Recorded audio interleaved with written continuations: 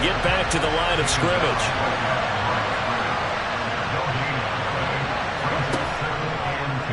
On second down, here's a keeper by the QB. And he'll be taken down at the 2-yard line. It's a good gain of 11. Sets him up first and goal. Well, with him trailing here in the second half, maybe his legs can try to give this offense a spark. And that's the benefit of having a young quarterback, right? Having a rookie, a guy who will say, hold it a second, I have a little bit of fearlessness to my game. It isn't working as well the other way. Let's see what I can do to help my team this way. And boy, he did it there. Try to pound it in, Kamara. And the second wave of tacklers is going to get him as they stop him behind the line. It's a loss of 4 on the first down play. There's no question that coming into this game, this defense is pretty vocal about its desire to take this running back out of his game.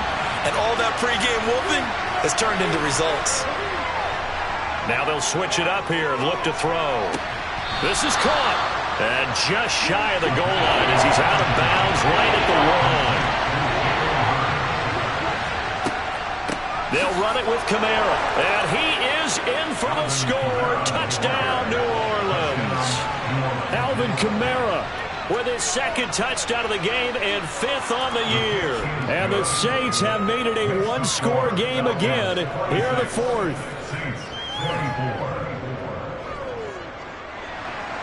The kickoff unit is out on the field, and they will send this one away. From the 6. And he'll take it a yard or so past the 20, call it the 21. So out come the Falcons now. After the touchdown we just saw, we have a brand new ball game. And now look at the situation. You got plenty of time on the clock. Defensively, they have 3 timeouts. So do you run the football here or do you throw it? I think you have that full conversation with your offensive unit, and you tell them, here's the situation. They've got all of their timeouts, so we are not going to play this conservatively. We've got to attack them. We've got to make them use those, gain the ground that we need in order to put this game away. If you think we're just going to run it 3 times and punt it, you got another thing coming. Yeah, and by the way, also the 2-minute warning in play, so essentially 4 timeouts left. They have to be aggressive here. Now Jones. Got a man, it's London. And able to get this one across the 45 before he's brought down. 15 yards, first down, Atlanta.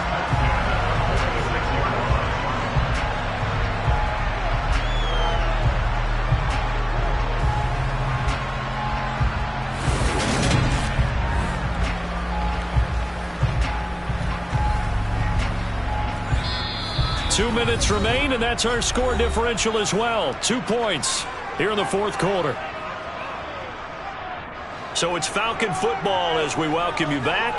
And not totally home free yet, but it's looking good as they come up 1st and 10. On 1st and 10, it's Algier. And now we'll see a timeout used on defense as they stop it right out of the break with 1:57 to go in the ballgame. They keep it on the ground. This time it's Penny. And he's going to be met at the line of scrimmage and taken down. Now we'll get a quick timeout called by New Orleans, number 2. Now Jones. As they'll head to the sideline and talk over what to do next. And he will get him down a couple yards shy of the first down marker. A nice tackle coming up from his free safety spot. The kick by Fairbairn is good. And it will push the lead up to 5. Wow, I mean, it's so rare to even see one attempted from that distance, CD, let alone converted, but he came through with confidence and matches what was Tom Dempsey's 43-year NFL record at one point of 63 yards. Yeah, I can still see that highlight of Dempsey making that kick, and nowadays we see it a little bit differently because, remember, Dempsey was a straight-on kicker. But these guys nowadays, the range keeps increasing, and they keep putting it through the posts.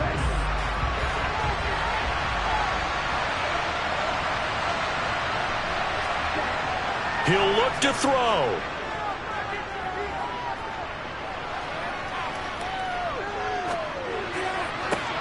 That is hauled in by Michael Thomas. And he's taken down right at the 45-yard line. He's back to throw. He's going to air this thing out deep for Thomas. And Touchdown, Saints. Michael Thomas, 45 yards. And the Saints have taken a fourth-quarter lead.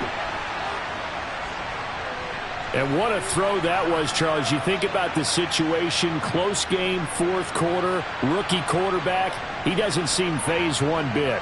So much for bright lights, big city, and will he wilt? Not at all. The stage not too big, the moment not too big at all.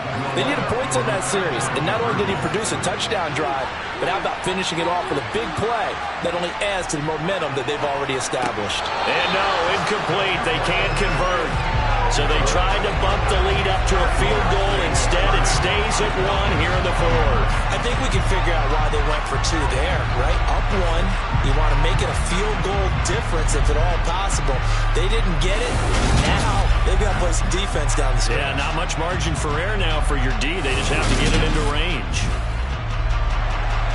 The ball upright on the tee, and the Saints kick team booms it away. Taken in at the 3. And he won't quite make it to the 25. So all eyes on the Falcons. Down by 1. And time, a huge factor. A 4th straight defeat looming on the horizon, barring a comeback here as they've got it with a first down.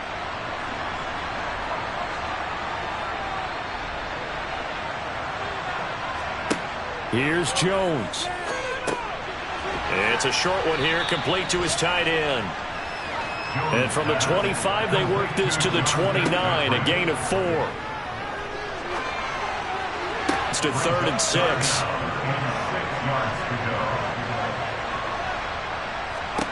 To throw is Jones. And it's knocked away and incomplete.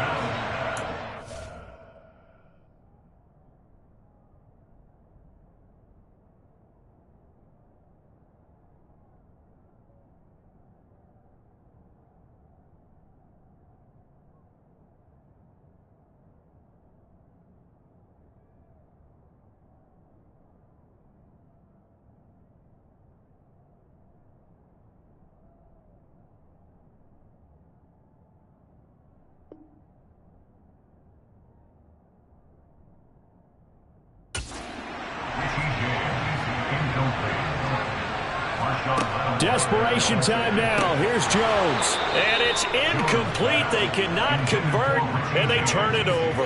They had to go for it with such little time remaining, and it would appear that the Saints are going to win this football game. Well, their first 4th down attempt earlier was successful. This one backfires for a turnover on downs. I like their aggressiveness. I like what they're doing. They got it the first time they went for it. Why not a second time? I don't think they'll be daunted from attempting it again.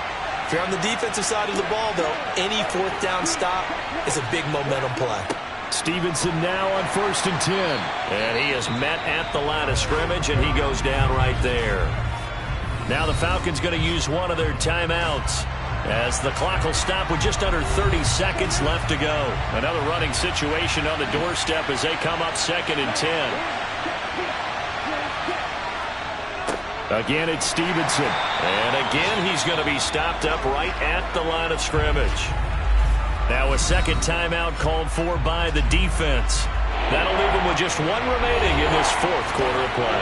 2 runs for a net gain of nothing. Now here's 3rd and 10. Trying the left side with Kamara. And he will lose yardage here to the 31-yard line. Now the defense will burn their 3rd and final timeout. And as the 2 teams talk it over on their respective sidelines, we take a break.